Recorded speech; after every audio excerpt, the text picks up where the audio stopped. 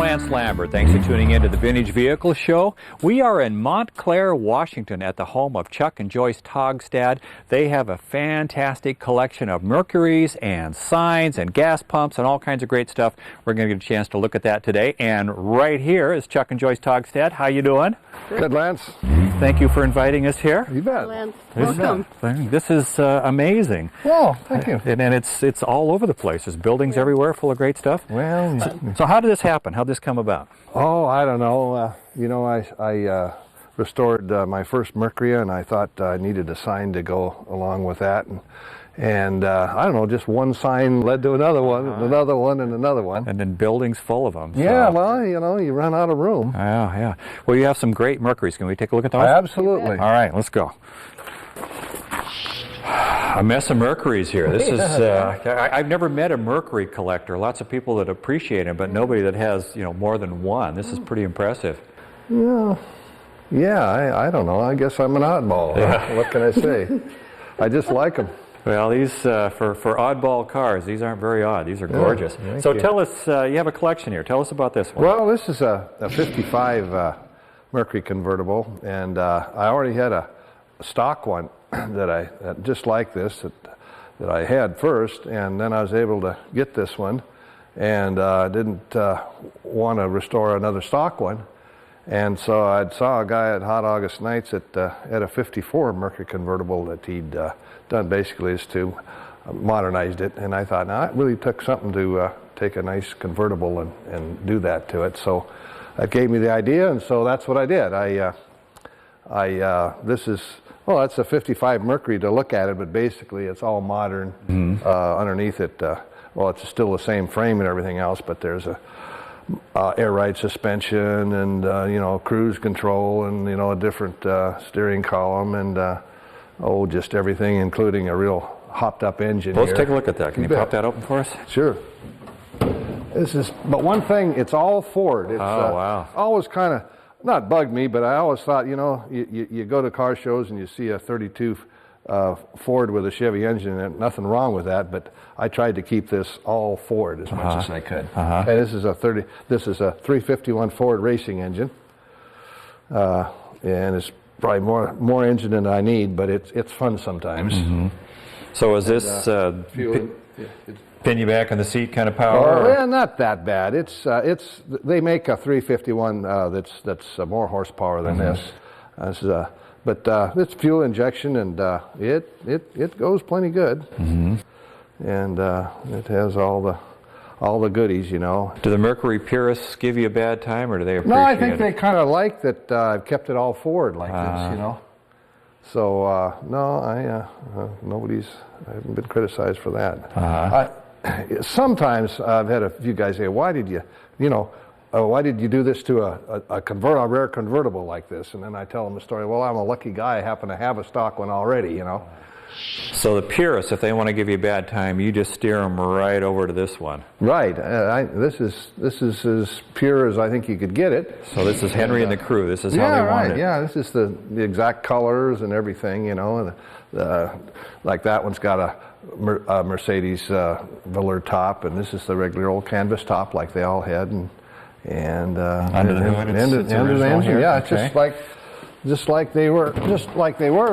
There you go. Even then, they were. A lot of people think, "Oh, that wasn't stock," but that's the colors they were. They were kind of vanilla, tan, and yellow, and they were actually kind of fancy even in those days, weren't they? Yeah. Well, they got the big power brake unit there. Yeah. I notice out back you have a bevy of parts cars out there. So when you need something for here, you go out there, or some of those end up looking like some of these someday, you think? Maybe one of them out there, but no, those are mostly parts cars, and it's just been awful nice to have them out there to go and see. When you get these all tore apart, especially now I've done a few of these, so I'm a little more familiar, but especially this first one, it was nice to be able to have another one out there to go and look and see how to put it back together. Right. So finding Mercury parts cars, is that difficult? Well, it hasn't been, real easy. It's but if I hear of one, I pursue it because it's I don't know, it's just awful, like I say, it's awful nice to have them. I know companies like Dennis Carpenter, or you know, they supply lots of stuff for Ford's reproduction and new old stock. What about Mercury's? They're pretty good. Yeah, I get a lot of, you know, all the rubber products and just a lot of things. But you know, where on Chevys you can buy a lot of this stuff, but you just can't buy any of this stuff for these cars. You know, any hard chrome work or anything. So you have to just redo it all. But yeah, Dennis Carpenter's been real good source. Has your reputation grown in the Mercury community, where somebody on the East Coast or South Texas or something, hey, I know that this guy up in Washington, he might be interested in this, and they contact you? Yeah, they do, and I belong to the International Mercury Club, and we're all listed in there, and I've had guys call me and ask me about this and that, and then I've called people and asked them too, and yeah, we talk back and forth, and how about eBay? Some, but I don't know. I still like Hemmings myself. I do a lot of things out of Hemmings. So is a great day for you going to a swap meet and running across a hood ornament for a Merc, or is it sitting on your computer and going all over? Swap meets is still the best. Okay, good for I'm you. all the time looking for these spotlights. They're really hard to get. I like these spotlights, and there's a right and a left, you know, and boy, it's really hard to find that the passenger side, because there's a mirror on the back side of them there, and so they're really, you know, they might have had one spotlight on these, but to have a pair of them, that was, you know, pretty rare. Yeah. So. Well, over here you have a very nice two-tone blue and white convertible. Yeah, and this is a 56. They're quite a bit the same, you know, the trims, they call this the lightning bolts. Yeah, it's kind of like a lightning bolt to trim. And so you can two-tone a 56 a little better than you can a 55. I don't know, I like them both, but I do like that feature on a 56 that you can bring the two-tone out a little better. And they've improved the 56. The 55s were still 6-volt, and then by 56 they went to 12-volt, which makes them a little bit better. So many of these they just look customized. Is right here? Did they come out of the factory this way, or was this an option? That was on the Montclairs, the top of the line model. Yeah, no, call that a bib, and that was just a little thing they had, and the cheaper models didn't have that. Okay. And yeah, and if somebody described that you were going to do that on one of these, I'd go, I don't think that's going to work, but it really works good on these. I mean, it just kind of. Especially on the 55s, you know, that didn't have too much contrast. It just kind of brings it in. Yeah, classes. And these always look custom, but they're not. They were stock like this.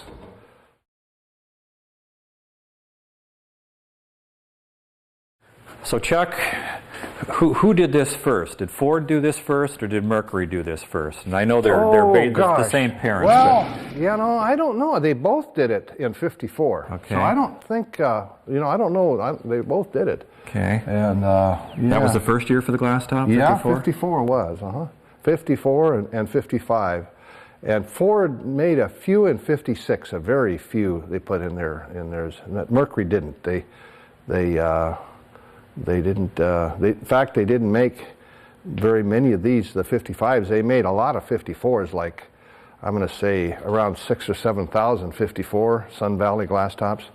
But they didn't go over too big. They were too hot inside, they said. So by 55, I guess they were a little bit leery about making too many and not selling them. So they only made like roughly 1,780, I believe it is, of them in 55. I've never ridden in one of these. When you're going down the road on a sunny day, you know, the heat not being a question, do you feel like you're outdoors? Oh, you really do. It's just that the Mercury roof's a little bit wider than the Ford. The Ford was the 54 Mercury was only about this big. And it really, and funny thing, even in the back seat, it's just like you're looking right up. It's kind of the best of both worlds. It's like being in a convertible, but you're not, you know. And no, it's really, in fact, like the first times I've driven it, I've gone like over an overpass where the rain really, you know, it comes down. You come out of a, you know, a tunnel or an overpass. God, you forget, you duck. Just your instincts. Yeah, because it's, you know, you just forget that there's a top there. Which is a good question. Are these notorious for leaking, or did they do a pretty good job? No, they never leaked. No, there's no problem there. I've never had any, I haven't heard of that either. And actually, in the 55s, and I guess later in 54, they made a curtain that zipped around in here. And so and I've heard it was kind of a bum rap. They really weren't as hot inside as what people felt they were. It was like, you know, they felt warmer, you know, than they really were. They said the tinted glass really kept the heat out pretty well. But this zipper curtain that goes in there, that does a good job. But so Chuck, a 53. This is, it's not a 55 or 56. Yeah, I know. How did this 53 get into your collection? Well, this was my first one. I had a friend that was started getting into cars, and I thought we talked about it, and I said, you know, I of all the cars I ever had, I really liked. I had a 53 Mercury, a yellow and black one. And that started it, and I started, he knew a guy that had one, and I know this sounds really, really strange, but he said there's this guy and that I see at car shows, and he's got one, and I went up and looked at it, and it wasn't for sale or anything. I just went up to look like it. And you talk about that deja vu, you know. It was sitting in this guy's garage, and I looked at this thing, and I thought, man, that's just like my old car. And I walked over, lifted the hood, and I remember mine had power steering, but not power brakes, and that's the same equipment this had on there, and it was unusual. And I asked the guy where if he knew where it originally came from. He said North Seattle, and that's where I last had it. And to make a long story short, I researched it, and it is my old car. This is your old car. It's the same old car. It's the same car. It wasn't the right yellow, so I took it all down to bare metal and did it. That's Yosemite yellow and India black. And then this is actually the engine. The guy had the engine. It was all redone, and it actually, I guess somebody must have realized it was a pretty nice car because it had been pampered for all these years. I mean, I'm talking about from 59, probably from 1959 to 1990. Wow. In there. And, and this is the last year of a flathead engine. Nothing really that special about it, but it's got dual exhaust, which not many of them had. And it's just a real sweet running car. And automatic stick? It's an automatic, yeah. And it's just really a nice driving car. I mean, it's every bit as nice driving as the 55 and 56s. I know the seats are so soft and nice. I just love this car. The performance on an overhead is going to be better than a flathead, but is there that much difference between this, say this and one of your 55s? You mean power-wise? Yeah. Well, yeah, they've got more power, but on these you have to worry. They do heat up a little more, these old flatheads, you know. But, I don't know, you know, they had these pretty well down, the suspension and everything. It rides good, and you know, I think they're just as good as air ride suspension in lots of ways, you know. Yeah. So chair cars. They had a low, sleek roof line. My wife, when she rides in here, her hair doesn't get messed up. I don't know what it was about these cars, but just the air didn't come in there so bad, and that's why you can really use them like a convertible and have the windows down. When we use it, we usually always have the windows down in here. Well, something that's quite a bit a leap from a sexy convertible or a high-buck convertible is your basic truck. Yeah. And there are Mercury trucks. Some people don't realize that. There are Mercury trucks, and right there, we have one. We take a look at that? Yeah, absolutely. Okay. So, Chuck, normally it would say F-O-R-D here, but it says Mercury. So that's right, tell us how this came about. Well, you know, it's like a Ford. It's basically Canada's version, of a Ford, I guess you'd say. And they don't make Mercury trucks there anymore, but they did up till, I think, 67. I bought this from a Canadian rancher, actually, at Hot August Nights, probably 10 years ago. And he said this had been their ranch truck. So is it just really a Ford with Mercury badging and a different grill bar? Well, more or less, that's true. It's just a little bit fancier than a lot of the Fords. And I didn't restore this one here. I actually bought it this way. I put nicer bumpers on and a few little things, but I even left the original, what does this say? Farm truck Alberta yeah. license plate still on there. And it's old. It's 4 on the floor, you know, and but heck, it drives out good. My wife and I drove it home from hot August nights. We flew down there, didn't have any intention of buying anything, and I saw this Mercury truck, and I thought, I just got to have that for my Mercury collection. And that's great. And we drove it home, and it was hot, but you know, they've got this vent up here, and you open that vent, and boy, it blows in the air. Comes right through. And, you know, we just took it easy, but it goes right down the road at 60 miles an hour just fine. And how many people say, I had no idea Mercury made a truck? all the time. All the time, yeah. So Chuck, we are in the Magic Kingdom here, where these things happen, where things get fixed. You have this is the freshest. You said it did its first car show yesterday. This 56 Merc. Yeah, I heard about this one last fall, and a neighbor of mine told me about it, and a friend of his had started the car, and so anyway, I bought it, and I worked on it all last about 6 months now. I guess I've been on this car, and I didn't take it off the frame, but I did strip it all down to bare metal, had it bead blasted, and there was nothing wrong with the interior. The interior was actually real good, so I painted it to. I took one of the back of one of the front seats down to PPG and had to match the paint to the upholstery, because as you can see, it's really nice. Right. So what are you calling that color? You know, I call it a maroon. It's actually it's a 52 Mercury color. Color itself. Okay. And this is classic white. This is the correct 56 color. And but ironically, that he said that color also. It's a new Honda color. So tell me how that happened. A 52 Mercury and a Honda color. You should call it Joyce. Jewel Joyce. You know, Joyce. That'll buy she you likes some. this color. Okay, good. She that'll likes get you a few more miles around the home front.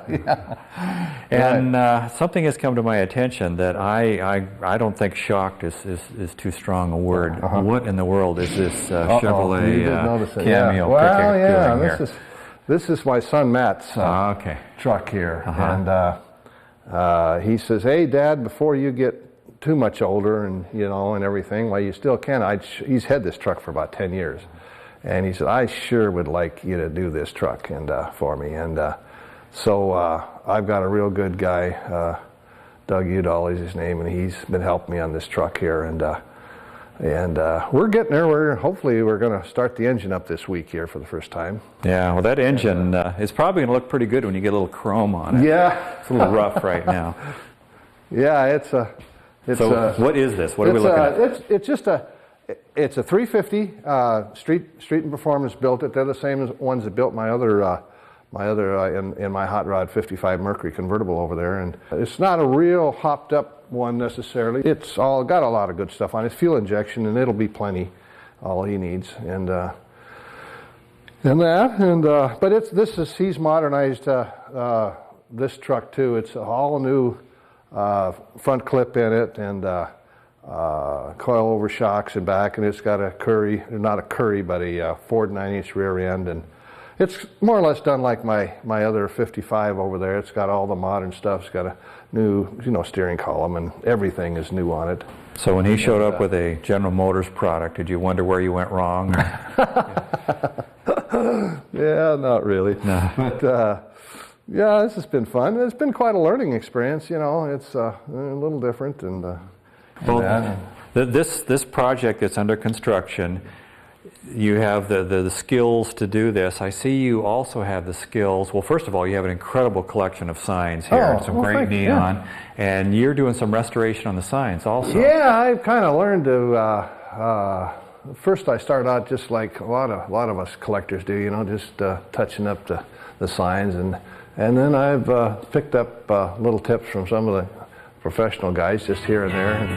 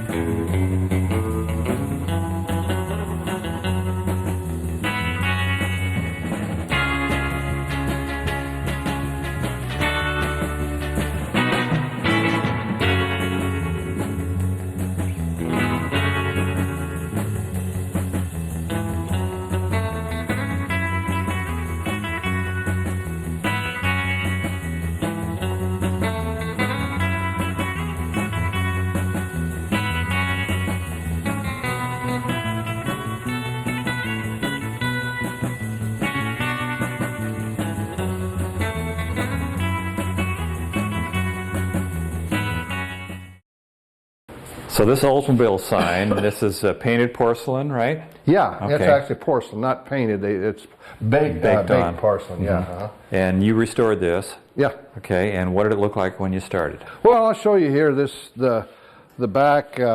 I'm sure I picked the best side, but it was basically, not a whole lot better than that, because when you chip one side, it usually chips through to the other side. See, porcelain is like your bathtub. If you drop something on it, it chips. That's the way these porcelain signs are. So do you tape it off, or how do you do it? Oh, you just start with one color, and I use epoxies and a thing called all metal, and you just it's kind of tedious. What's hard is to keep one. Then I'm not an artist by any means, but I've learned to use an airbrush a little bit, and that really helps to be able to blend the color.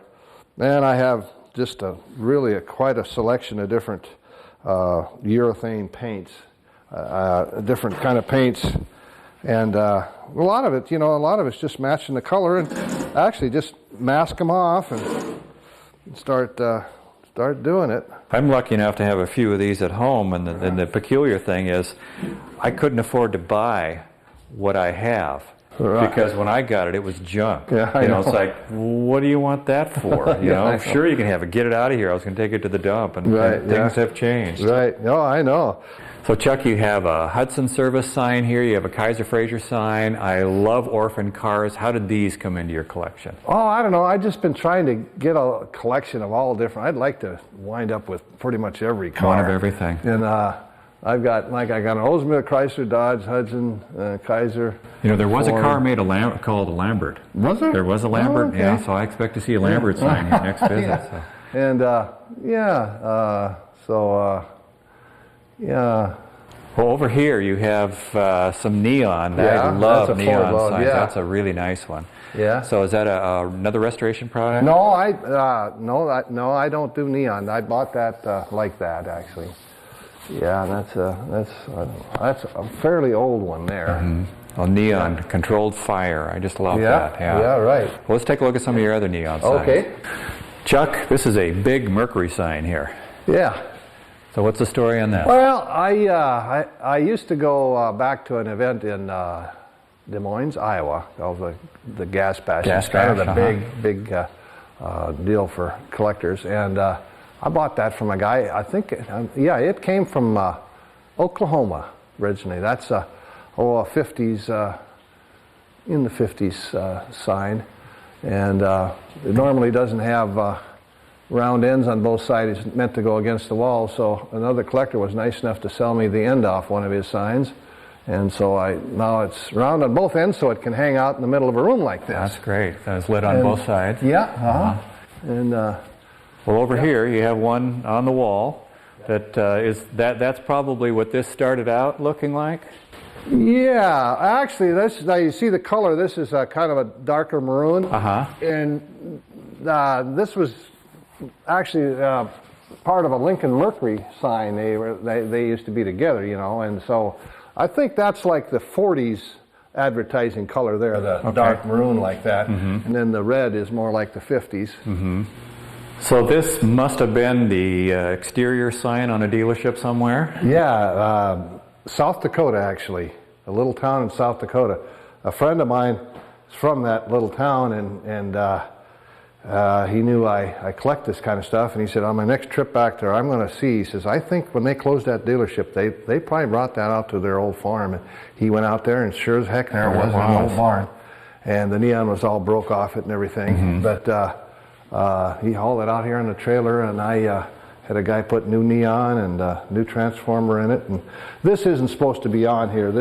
I just hang this. Good place for it. It's a good place to hang that candy machine. But basically, this is supposed to be. You can see this same theme. It's kind of a match to that other one. I'd say they're from the 50s. Joyce and Chuck, thank you very much. What a fine Thanks, collection of Mercurys here and other things, signs and all. This has been a real pleasure being here and a real honor to have this on the Vintage Vehicle Show. Well, it's been fun nice having you. you. Bet. Thank you. And if you enjoyed this show, then you need to tune in every week, because next week we're going to have something just as much fun as this. So until then, see ya.